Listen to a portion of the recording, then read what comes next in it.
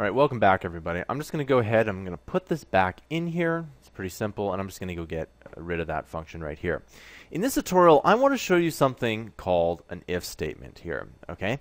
And an if statement, all it does is it checks to see if something is true. So, for example, if I were to say, you know, if you were to imagine your house and if the heat isn't on, then it's going to be cold. That's what an if statement is. So, and if the heat is on, it's going to be warm. So it checks for a condition and it has an action as a result. So usually you need some kind of variable, and I'm just going to set up a global variable, and I'll call this variable, we can call this variable number or cool number or something like that, right? And we'll make it equal to 1, right? So I will initialize it. All right, so we have cool number. Now, what I can do here is if I put in an if statement, all an if statement looks like is this. So we got if cool number. Now, by the way, what I'm about to show you, I could spend an hour talking about. I'm going to put double equals to 1, okay?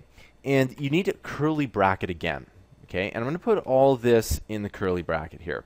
So if cool number is equal to 1, then it's going to execute this code. And if cool number doesn't equal 1, then it won't execute the code. So you can imagine that if we type in something here, like this, fun, it still works. But watch this. If I change cool number to 2, and I type in fun, guess what? It doesn't work because cool number is not equal to 1, and so this code doesn't get executed.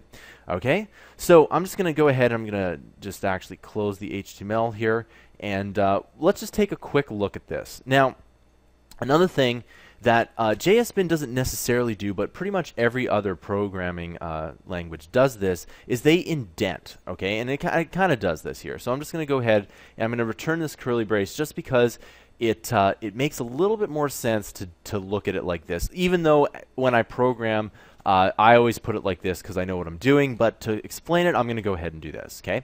And you'll see that in here. You can see that, I'm just going to go ahead and tab this out a bit, and you can see that the curly brackets, this curly bracket looks like this, okay? And everything within this function, this is what the block of the function is. This is what my highlighted text here. Everything within the if statement is what I've highlighted in here. So these curly brackets are super important because you need to section off blocks of code because of it. And we've already seen that with a function, but they also work for if statements, okay? Now, in some languages, what will end up happening is that if you have a one-line if statement, so for example, if I just type this in, we have, you know, if cool number equals 1 or equals 2, okay, and then we can type in do something like this. So sometimes you can get away with that, but it's best practices to always put in the curly brackets, okay? So you can see that this is the curly brackets here. And the way it works is that as soon as you open up another curly bracket and you close it, the closing bracket is going to go to the last open curly bracket. So this is a closing bracket, goes up to the last open curly bracket. This is the last closing bracket. It's going to go up to the last curly bracket there, okay? So if cool number is equal to 1, it's going to do that. And we've equaled cool number is equal to 2, okay? Simple enough. And let's just go make sure this works one more time. I'm just going to type in the word fun, and there we go. That's all it is, okay? So that is an if statement. I'll see you guys in the next tutorial.